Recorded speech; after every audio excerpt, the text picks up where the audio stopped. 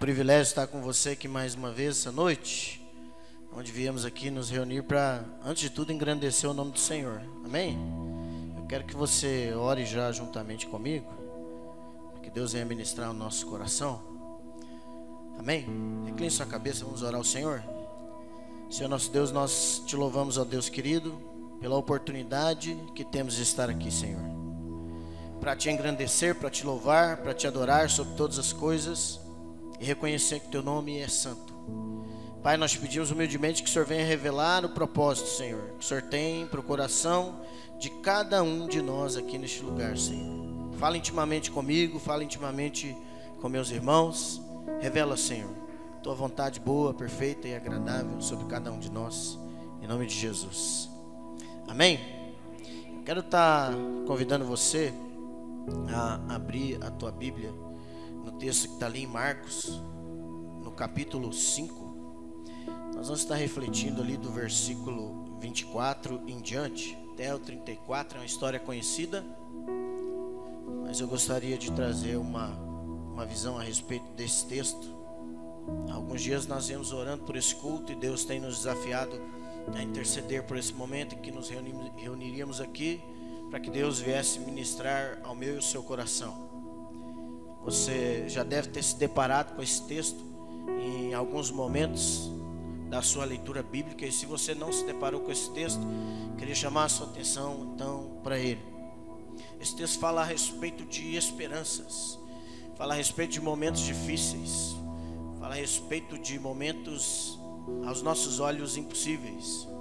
Era assim que essa pessoa se encontrava nesse momento, e essa história sempre fala muito comigo. Vamos ler o texto. Você pode acompanhar também, vai estar passando ali no projetor. O texto diz assim: e foi com ele e seguia-o uma grande multidão que o apertava, e certa mulher que havia 12 anos tinha um fluxo de sangue, que havia padecido muito com muitos médicos e despendido tudo quanto tinha, nada lhe aproveitando, isso antes indo a pior. Ouvindo falar de Jesus, veio por detrás entre a multidão e tocou na sua veste, porque dizia-se: tão somente tocar nas suas vestes sararei. E logo se lhe secou a fonte do seu sangue, e sentiu no seu corpo estar já curada daquele mal. E logo Jesus, conhecendo que a virtude de si mesmo saíra, voltou-se para a multidão e disse: quem tocou nas minhas vestes? E disseram-lhe os seus discípulos: vês que a multidão te aperta e dizes: quem me tocou? E olhava ele em redor para ver a que isto fizera. Então a mulher, que sabia o que lhe tinha acontecido, temendo e tremendo, aproximou-se, prostrou-se diante dele e disse-lhe toda a verdade. E ele lhe disse: filha, a tua fé te salvou, vá em paz e ser curada desse mal. Quero falar com você nessa noite sobre uma nova chance. Deus é Deus de oportunidades, Deus é Deus de chances, Deus é Deus de recomeços. A palavra, quando fala a respeito disso, Paulo confirma ao povo de Corinto dizendo que as coisas velhas, ou seja, o que estava para trás, ficou para trás, e Deus faz tudo novo. Quando Jeremias está passando por um momento de angústia grandiosa, o que anima o coração dele é saber que o Senhor a cada manhã faz as coisas novas, que a misericórdia do Senhor se renova. Eu quero destacar com você aqui nessa noite algumas verdades divinas que vêm falar intimamente ao meu e ao seu coração. Vivemos um momento complicado da humanidade, um momento complicado da sociedade, em que tudo que se diz é para nos afastarmos uns dos outros. E ainda por vezes dizem e tentam colocar na mente das pessoas e da igreja que, além de nos afastarmos uns dos outros, temos que nos afastar de Deus, que Deus já é coisa do passado. Pois esse mesmo Deus do passado, a Bíblia diz que Ele é o Deus de ontem, de hoje e será eternamente, e que Ele continuará agindo nas nossas vidas. Todos nós temos um ponto comum com essa mulher, toda a situação que ela estava passando. E um dos pontos que nós temos que olhar para a vida dessa mulher é que ela tinha um problema.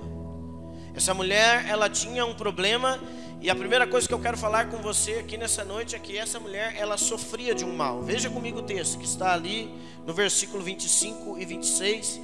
Fala assim que ali estava certa mulher que havia 12 anos, vinha sofrendo de uma hemorragia.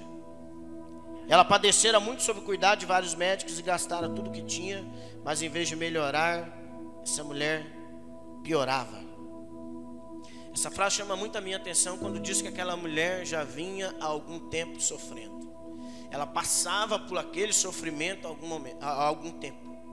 E ela buscou com as suas próprias forças, ela buscou com o seu próprio recurso, ela buscou com a sua capacidade, de todas as formas, passar por aquele mal. Todos nós temos que entender que o ser humano passa pelo mesmo mal. Eu e você passamos pelo mal que a Bíblia chama de pecado.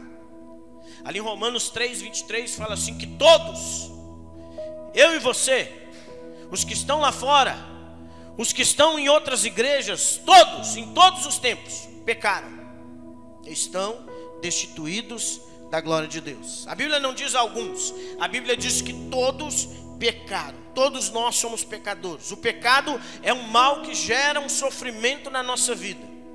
Aquela mulher, ela entendeu que ela estava passando por um mal e ela procurou então uma solução em coisas que não poderiam trazer a libertação daquele mal para a vida dela. O pecado é um mal que eu e você sofremos. Ele gera sofrimento nas nossas vidas. Ele gera afastamento de Deus. Ele gera uma paralisia nas nossas vidas. O pecado, ele vai nos cegando, vai fazendo com que nós nos acostumemos a viver sob o jugo do pecado. E essa mulher vivia dessa forma. Ela vivia sofrendo de um mal e por mais que ela tentasse, ela não conseguia se libertar daquele mal. Ela tinha um mal que conduzia ela a um fim pobre, a um fim sem a presença de Deus, a um fim sem solução. O texto vem falando que todos nós pecamos. Todos nós estamos destituídos, estamos longe da graça de Deus. Estamos longe da presença do Senhor. Isaías, quando ele fala do pecado, ele fala que é o nosso pecado que afasta a presença do Senhor das nossas vidas. Mas nós já viemos cantando desde o início desse culto que nós somos criados por Deus, que nós somos filhos de Deus, que nós somos herdeiros em Deus, que nós somos filhos do Rei. E quando o mesmo texto que fala ali que o pecado ele nos afasta do Senhor, fala também que a graça de Deus nos leva até Ele. Essa mulher passava por uma situação que as pessoas ao redor dela com certeza já tinham falado para ela que não tinha mais solução. Ela tinha dinheiro, porque o texto diz que ela tinha gastado tudo quanto ela tinha com os médicos. E naquele tempo, para uma mulher gastar com os médicos é porque ela tinha posses, ela tinha de onde tirar. E o texto fala que ela confiou então naquilo que ela tinha, mas não adiantou nada.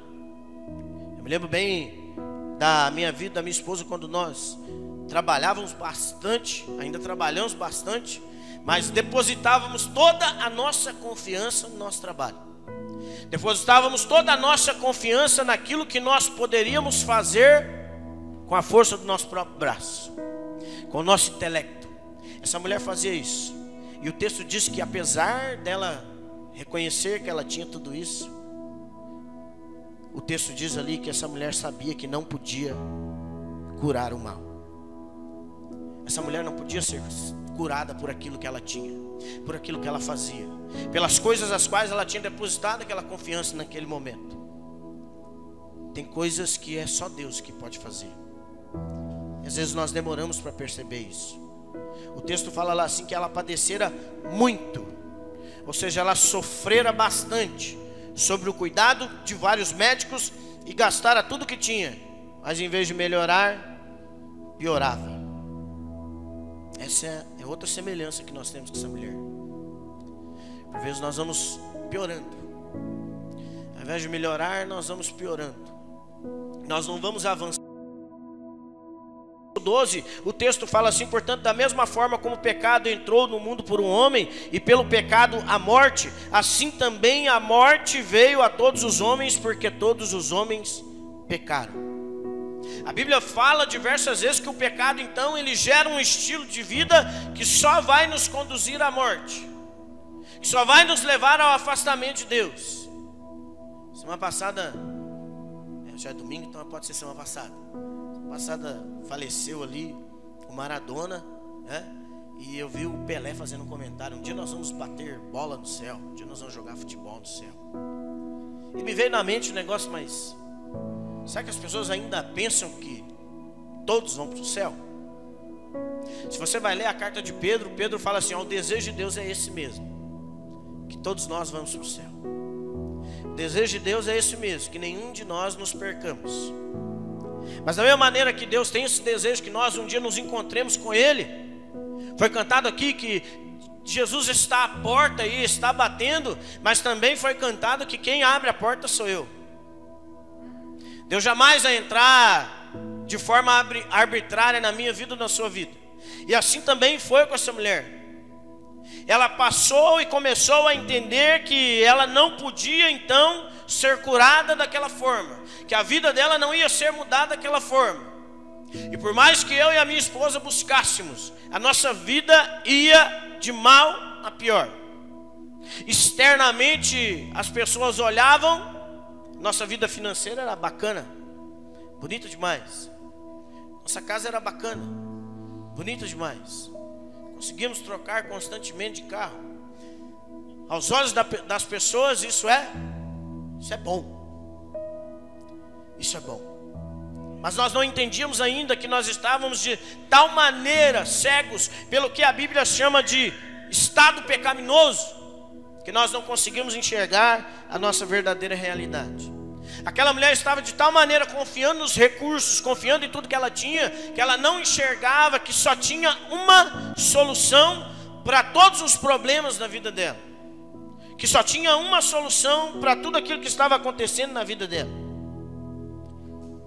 E a pergunta que eu faço para você é: a sua vida, em vez de melhorar, está piorando?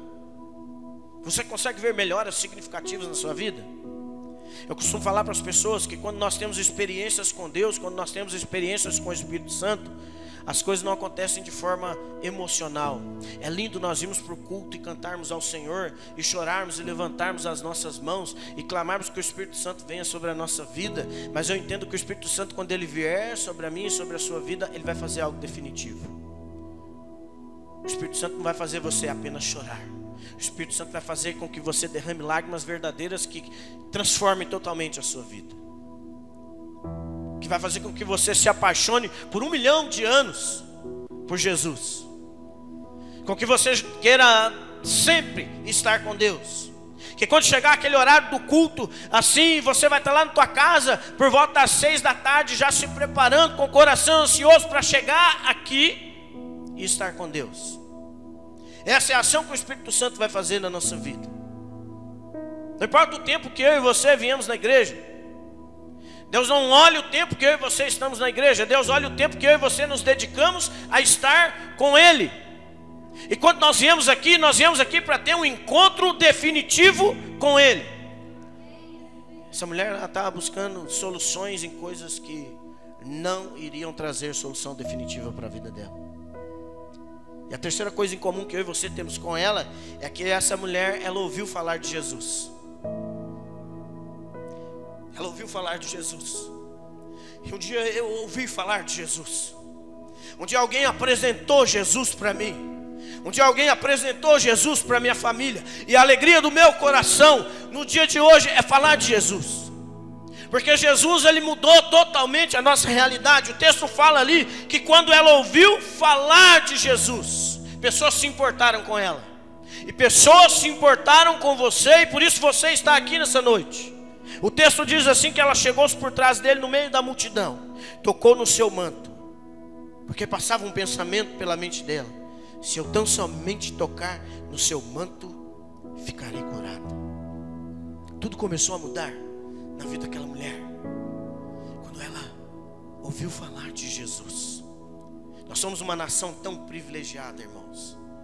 Nós somos um povo tão amado por Deus, Um povo que tem o privilégio de se reunir a portas abertas, mesmo no meio de uma pandemia, para louvar e exaltar o nome do Senhor.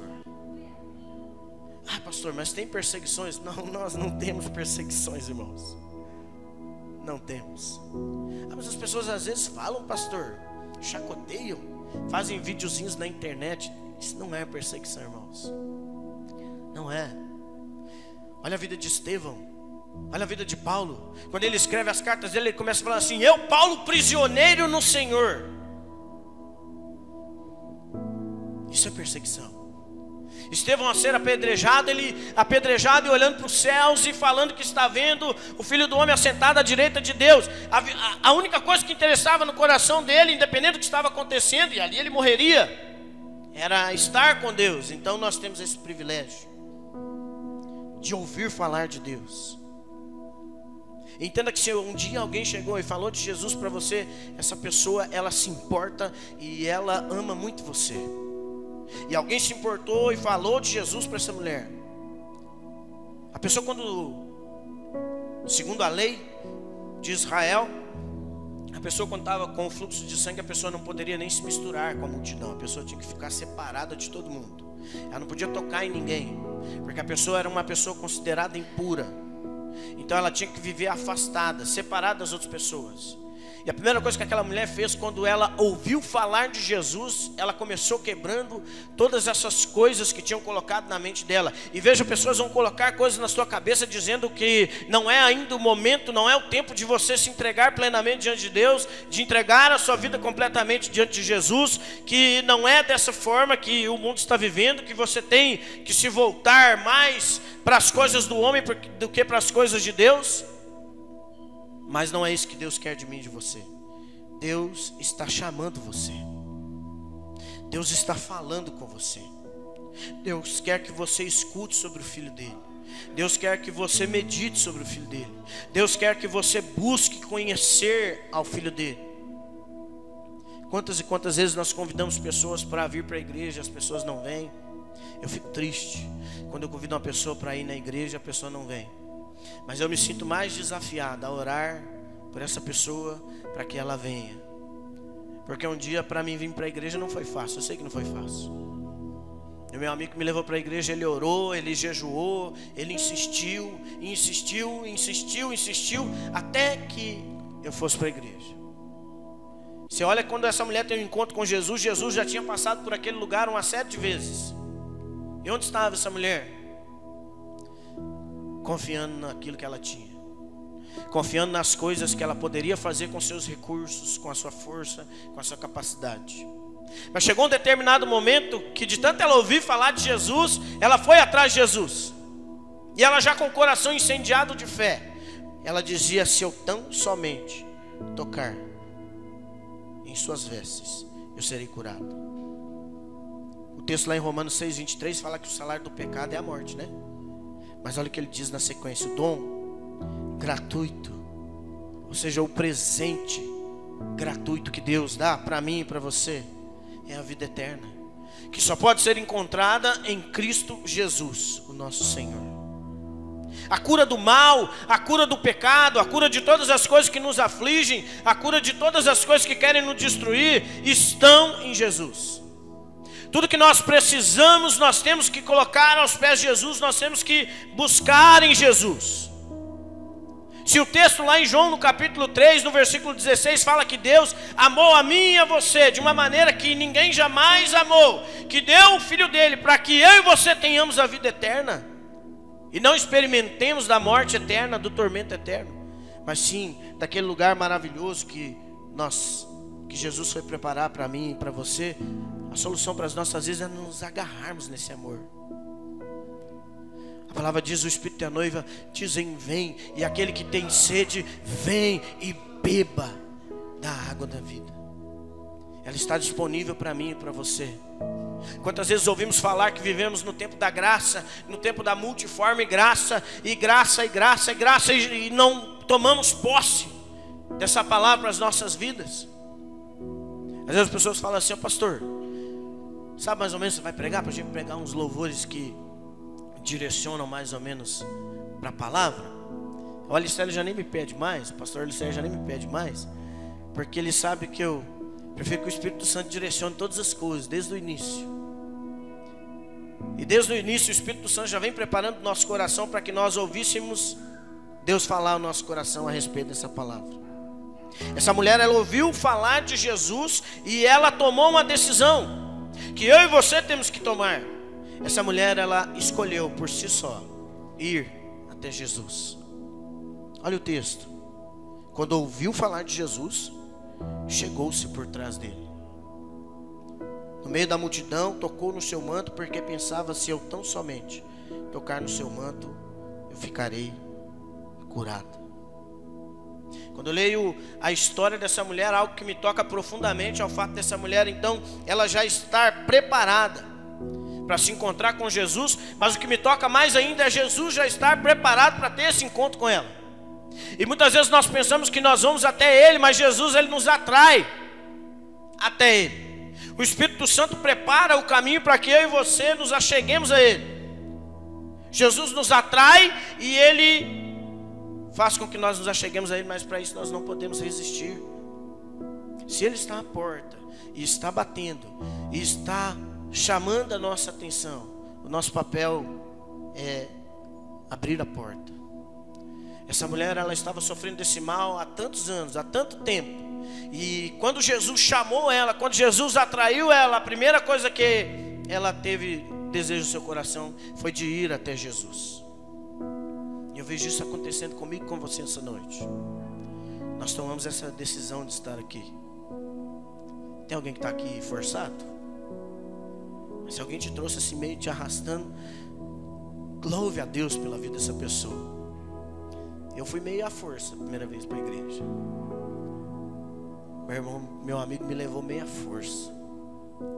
Mas hoje tem um amor tão grande no coração por aquele amigo. A Bíblia diz que tem um amigo que é mais chegado que um irmão. Aquele lá é um desses. Meu irmão Reginaldo. Nós somos irmãos de sangue de pai e mãe na terra, mas nós somos irmãos de sangue no céu.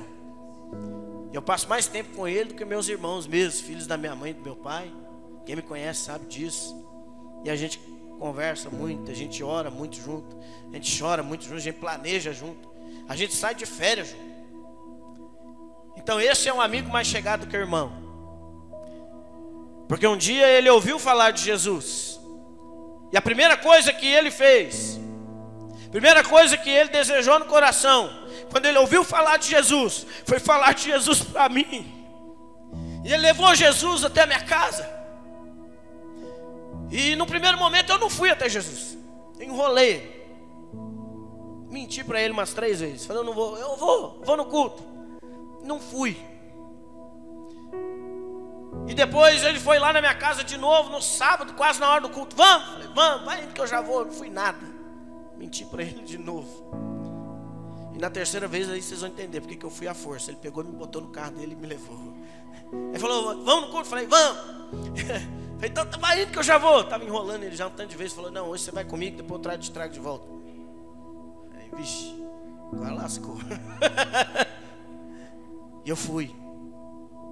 Mas depois eu fui entender que Deus estava usando ele para me atrair até ele. Eu me sentei na igreja assim, num canto, mas no lado esquerdo, assim, mais ou menos da parte ali assim, da igreja lá. E o pastor não fez nem apelo, mas o Espírito Santo falou de uma forma tão grandiosa comigo, que naquela noite, eu entreguei a minha vida e da minha família ao Senhor Jesus. Deus abriu os meus olhos.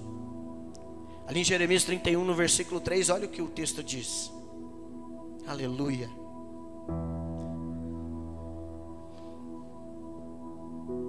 O texto diz: eu a amei com amor eterno, e com amor leal eu te atraí. Deus está nos atraindo desde sempre para que nós nos acheguemos a Ele. O nosso espírito, o nosso coração, todas as coisas que passam dentro de nós, essa epidemia de ansiedade, essa epidemia de depressão, todas essas coisas, é falta de Jesus fazer morada plenamente no coração das pessoas.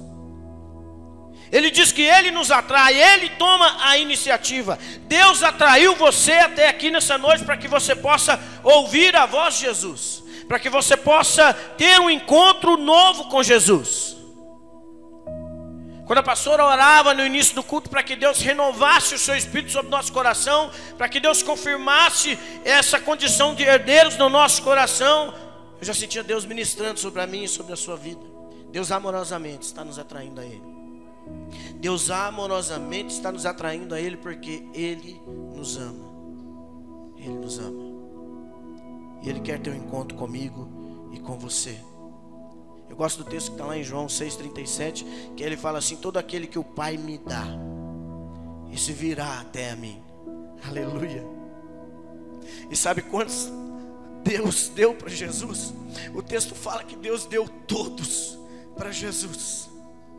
Então você é alguém criado em imagem e semelhança de Deus, mas muito mais, para depois futuramente ser chamado como filho por adoção de Deus. E o texto diz lá assim: e o que vem a mim de modo algum, de maneira nenhuma, por nada que aconteça, jamais te lançarei fora.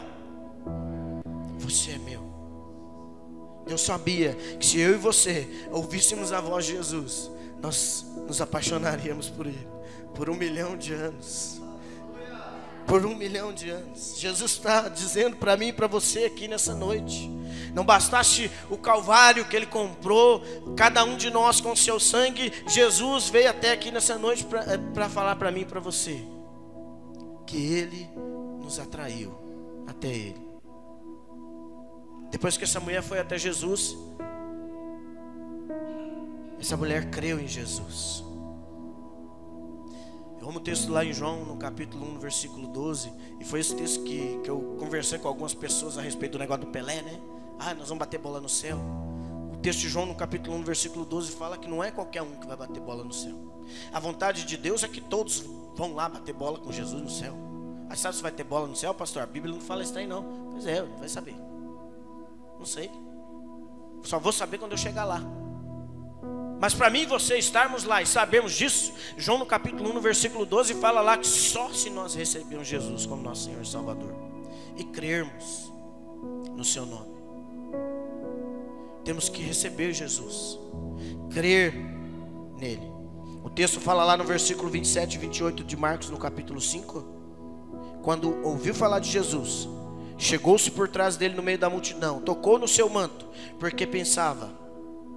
Tem uma tradução que fala disso, arrazoava entre si. Acho que ela debatia com ela mesma.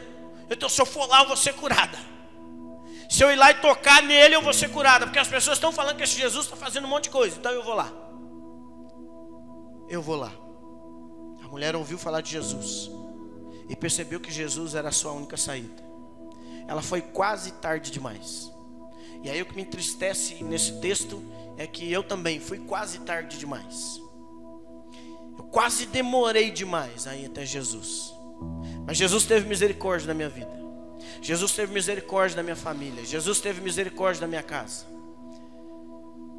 E nós fomos até Ele e cremos nele. E Jesus já há 12 anos vem operando transformações na nossa vida. Jesus vem transformando a nossa mente, a nossa forma de viver, a nossa forma de ser. Aquela mulher disse: se eu tão somente tocar no Senhor, eu serei curado, eu ficarei curado. Ela cria que Jesus podia curar ela. Ela cria que Jesus podia transformar a vida dela. E quando Jesus fala para ela, Jesus fala assim: filha, é a tua fé que te salvou. É a tua fé. Por isso eu e você temos que crer de uma forma que Jesus pode transformar a nossa realidade.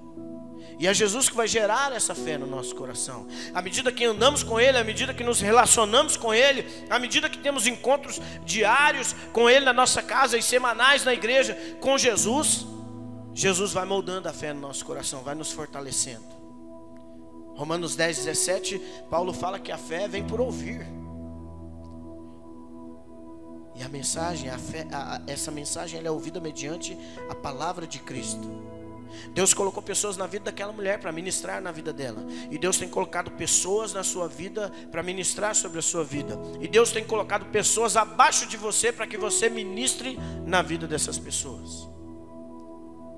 A palavra diz que nós anunciaríamos então o Evangelho na Judéia, na Samaria e até os confins da terra. Ah, pastor, nunca fui em Israel, como é que eu vou saber de Judéia? A Judéia é a nossa casa. Ministre sobre a sua casa, ministre sobre os seus filhos. Eu tenho lutado e orado e chorado aos pés do Senhor, porque meus pais ainda não se dobraram diante de Deus, não se decidiram pelo batismo. Mas eu oro a Deus, clamando pela misericórdia do Senhor, para que eles venham se batizar e entregar a vida para o Senhor. Não lá nos 49 do segundo tempo, eu não quero esse trem, lá no leito de morte. Eu quero ver meus pais aqui um dia louvando ao Senhor, comigo, com você, levantando as mãos para os céus e adorando a Deus. Isso nós temos lutado, orado, chorado, clamado ao Senhor. E a promessa do Senhor é que eu e a minha casa serviremos ao Senhor. E eu creio que Deus fará essa obra maravilhosa na minha vida.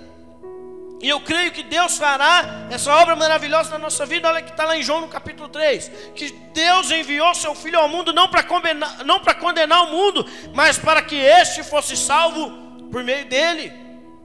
Por isso nós temos que crer que Jesus é o nosso Senhor Salvador.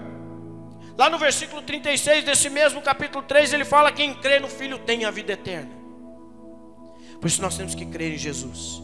E crer é acreditar não somente que Jesus é a verdade. Crer é ter um relacionamento pessoal com Jesus.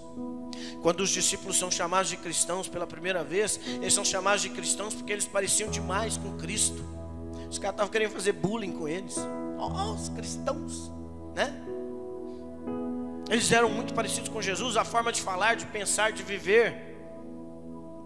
Portanto, nós temos que deixar de lado o jargão do crente e nos tornarmos cristãos, parecidos com Cristo. Paulo fala que nós temos que estar à imagem e estatura dele. É ele que é o nosso alvo, é ele que é o nosso propósito, é ele que é onde nós devemos nos espelhar. E como nós vamos fazer isso? Tendo um relacionamento íntimo com Jesus, através da nossa vida de oração, através da nossa leitura devocional, através da frequência nos cultos, através da nossa fé em Cristo Jesus. Através da nossa fé. Você vê os apóstolos, eles só vão ser impactados grandiosamente quando eles permitem que a fé então aflore no coração deles. Eles andam com Jesus por 3 anos, nem se converter, eles não se convertem. Não, pastor, não. Pedro lá no Getsemane, a primeira coisa que ele faz é puxar de uma espada e cortar a orelha do cara. Então não se converteu. Não. No primeiro momento de dificuldade, ele mostra realmente quem ele é. Tem um que está lá, o texto não fala se é Tiago ou João, acho que para poupar eles. De tão corajoso que ele é, ele sai, foge pelado. Diz que a capa dele fica lá e ele, não, Jesus, ninguém vai tocar em você aqui. Os soldados chegam e falam assim: você vai vir com nós. Ele, some. Porque ainda não tinham se permitido ter uma experiência de fé verdadeira com Jesus. Por isso é um relacionamento. O texto diz que somente quando eles se permitem, e não mais o Cristo está entre eles, o Cristo já subiu, já foi levado aos céus. Somente quando eles se permitem a buscar esse relacionamento de intimidade verdadeira com Jesus, durante aquele período até chegar no Pentecostes, aí a vida deles muda. A fé brota no coração deles. O Espírito Santo vem sobre eles, toma a vida deles, e eles são totalmente transformados. Ali vem novas criaturas. E é o que Deus quer fazer comigo e com você nesse tempo. Você conhece o texto, está ali em Mateus no capítulo 11, versículo 28. Aquela mulher estava dessa forma. Eu vejo o mundo andar dessa forma. Eu andei muito tempo dessa forma, cansado, sobrecarregado, visualmente feliz, bem sucedido, mas na realidade um bagaço. O texto fala assim: venham a mim, alguns, que estão cansados, sobrecarregados. Não, todos os que estão cansados e sobrecarregados, e eu lhes darei descanso. Tomem sobre vocês o meu jugo, aprendam de mim, porque sou manso e humilde de coração, e vocês encontrarão descanso para suas almas. Jesus usa aquela ele usa esse simbolismo do jugo, que é aquela peça que une dois bois. E quando Jesus usa esse simbolismo, ele está dizendo que nós temos que andar atrelado a Ele, lado a lado com Ele, agarrado com Ele. Que Jesus não pode se distanciar de nós, nós temos que andar sempre perto dEle, para que nós encontremos descanso para as nossas almas. Por isso nós temos que pagar esse preço. Nós temos que dar esse passo de fé a cada dia nas nossas vidas. Crer em Jesus, permitir que Ele venha então operar de forma grandiosa sobre a nossa vida. Assumir esse compromisso público de nos tornarmos cristãos. Vai ser lindo demais quando você chegar num lugar, e independente da roupa que você estiver usando, independente do que você estiver falando, e alguém olhar para você e falar assim: epa, isso é diferente. Não sei, você chegou e o negócio mudou. Tem algo em você. Alguém vai olhar para você e falar assim: nossa, parece que você brilha. O ambiente muda quando você chega, porque você estará assumindo um compromisso de ter um relacionamento com Jesus. O texto diz que aquela mulher não se envergonhou de tudo que Jesus fez na vida dela. O texto fala assim: então a mulher, sabendo o que lhe tinha acontecido, aproximou-se, prostrou-se aos seus pés, e tremendo de medo contou-lhe toda a verdade. Aleluia. Ele queria que ela se comprometesse com ele. Jesus sabia quem era. Jesus sabia porque ele estava ali. Ele não estava ali a passeio. Ele tinha que resolver uma situação na casa de Jairo também urgente. Mas ele passou por aquele lugar porque ele queria que aquela mulher assumisse um compromisso com ele. E Jesus está aqui nessa noite porque Jesus quer que eu e você assumamos um compromisso com Ele, porque Ele assumiu um compromisso eterno comigo e com você. Jesus assumiu um compromisso muito maior do que qualquer compromisso que eu e você possamos assumir com Ele. E Ele já fez a parte dele. Ele já nos atraiu até Ele. Ele já criou o caminho, Ele já criou o acesso. João 3,36, ele fala assim: quem crê no Filho tem a vida eterna. Já quem o rejeita não verá a vida, mas a ira de Deus permanece sobre ele. Lá em Romanos, no capítulo 10, ele fala assim: a palavra está perto de você, está em sua boca, está em seu coração. Isso é a palavra da fé que estamos proclamando. Se você confessar com a sua boca que Jesus Cristo é o Senhor, e crer no seu coração que Deus o ressuscitou dentre os mortos, será salvo. Pois com o coração se crê para a justiça, e com a boca se confessa para a salvação. Lá em Romanos 5,1, ele fala que nós somos justificados dessa forma. Tendo sido, pois, justificados pela fé, temos paz com Deus. Lembra do nosso pecado que tirava a nossa paz com Deus? Lembra do nosso pecado que nos afastava de Deus? Continuamos pecadores. Até o dia em que Ele vier nos levar e nos transformar plenamente. E teremos um novo corpo, um novo nome, um novo lar. E aí não seremos mais pecadores. Mas enquanto estivermos aqui, nós temos que contar com essa justificação do Senhor, com essa graça de Deus. O que de fato acontecerá quando você tiver esse relacionamento íntimo com Deus, é que daí você terá paz com Deus. Você terá paz no seu coração. Você terá paz no seu lar. Ah, pastor, mas eu tenho um relacionamento íntimo com Deus, mas não está tudo 100%. Jesus não falou que ia ficar tudo 100%.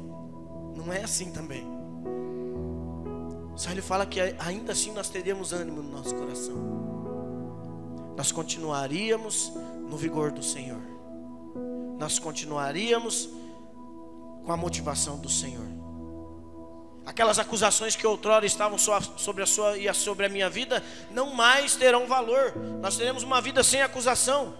Lá em Romanos 8, no versículo 1 e 2, ele fala assim: portanto, agora já não há mais condenação. As pessoas falam, né? Os crentes são tudo ex isso, ex aquilo outro. É por causa desse texto. Porque nós estamos em Cristo Jesus. Porque por meio de Cristo Jesus, a lei do Espírito de vida me libertou da lei do pecado e da morte. Aquela mulher, ela conseguiu enxergar a solução. Ela ouviu falar de Jesus. Ela foi até Ele. Ela tomou uma posição. Ela creu no nome de Jesus. E confessou Ele como Senhor e Salvador da vida dela. Se você fizer isso, você se tornará uma pessoa guiada pela palavra de Deus e será como árvore que cresce à beira do ribeiro. Você dará os seus frutos no tempo certo. As suas folhas não murcharão. Tudo que você fizer, você poderá contar com a boa mão de Deus te ajudando. A cada dia você vai perceber o favor maravilhoso de Deus agindo em seu favor. Ele fará com que todas as coisas contribuam para o seu bem, com que todas as coisas cooperem a seu favor. E por fim, irmãos, um dia desse, e essa tem que ser a nossa maior esperança.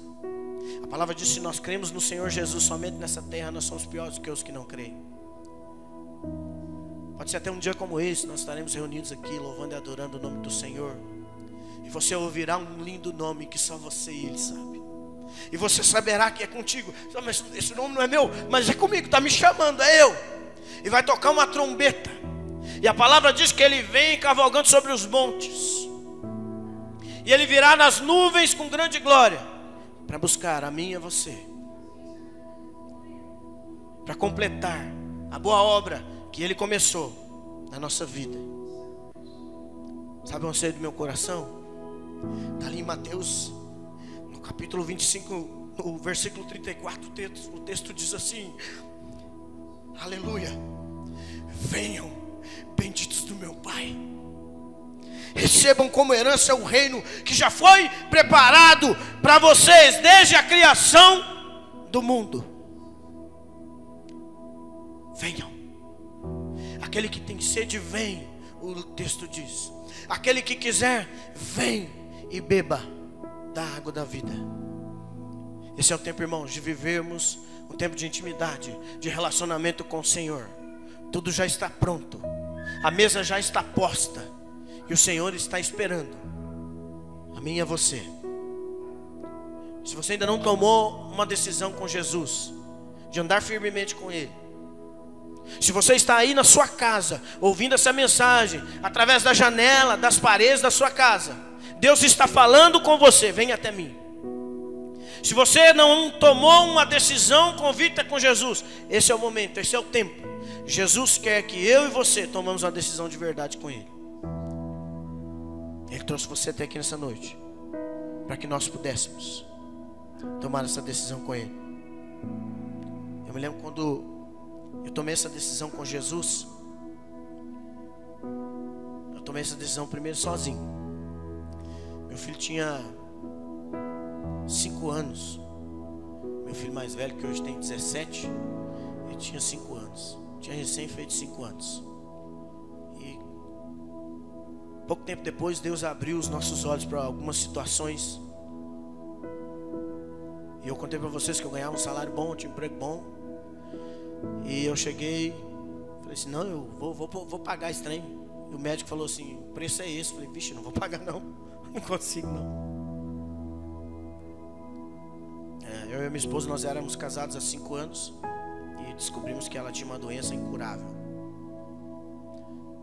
E tinha pouco tempo de vida. E meu filho mais velho chegou para mim e falou assim: pai, por que você está indo nessa igreja?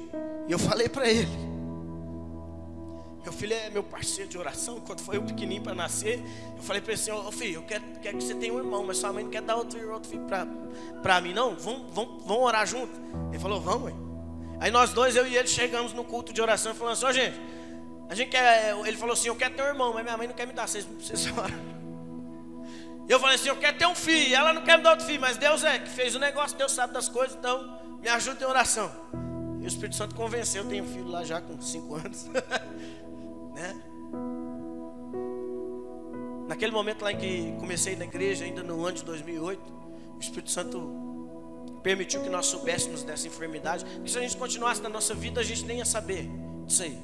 E essa mulher, ela estava continuando a vida dela, tentando resolver da forma dela, e ela não estava conseguindo, até que um dia ela ouviu falar de Jesus. E Jesus veio até a mim, Jesus veio até a minha família e falou: ó, a situação é essa. E mostrou todas as possibilidades que tinham. Falou: ó, tem jeito. Se o ser humano quiser, o ser humano dá jeito. Mas do teu jeito você não vai conseguir. Porque o tratamento era caríssimo. cara falou uns dinheiro lá que eu nem sabia que existia. Eu falei, rapaz, isso é caro demais. Nem se eu vender um rim na Deep Web, eu não vou conseguir pagar esse negócio. Não vou conseguir. E Deus me mostrou. Deus me incapacitou totalmente para que eu pudesse depender totalmente dele. E foi o que Deus fez com essa mulher. Eu espero que isso não precise acontecer com você. O médico falou que minha mulher ia falecer em 3 meses. Minha amada esposa ia falecer em 3 meses. Já faz 12 anos. Então vocês viram que Deus fez um milagre. Deus fez um milagre. Mas porque um dia eu confessei Jesus como meu Senhor e Salvador. Por ter ouvido falar desse Senhor. E passei a ter um relacionamento com Ele. Uma vida de oração. Uma vida de leitura da palavra. Uma vida de intimidade com o Senhor. Ela só veio saber dessa enfermidade que ela ia morrer só uns anos depois. Quando ela já tinha se convertido, se batizado, tudo. Ela fez o tratamento e tal. Mas ela achou que o tratamento era mais comumzinho, né? Fazer o tratamento? Faz aí, não sei o quê. E eu orando, buscando de Deus. Ela dizia, e agora você vai virar dos aleluia. Eu falei, tem que virar dos aleluia. Estou indo na igreja e tal. Depois de um tempo ela teve um encontro com Deus. O Espírito Santo pegou ela, chacoalhou bem ela, né? Ela teve um encontro com Deus. E tempo depois Deus permitiu que eu falasse com ela. Aconteceu isso, a situação é essa. Mas daí ela já estava apaixonada por Jesus. Jesus já tinha feito a obra. Daí ela se apaixonou mais ainda por Jesus. Deus não quer que nós passemos por aflições, mas Ele disse que nós passaríamos. Mas a vantagem é que eu e você não estamos sozinhos. Nós não precisaremos passar por essas aflições sozinhos. Porque Jesus enviou o Consolador, o Espírito Santo, para estar comigo e com você. Para que um dia nós possamos ter um encontro verdadeiro com Jesus, lá no céu. Eu quero orar com você.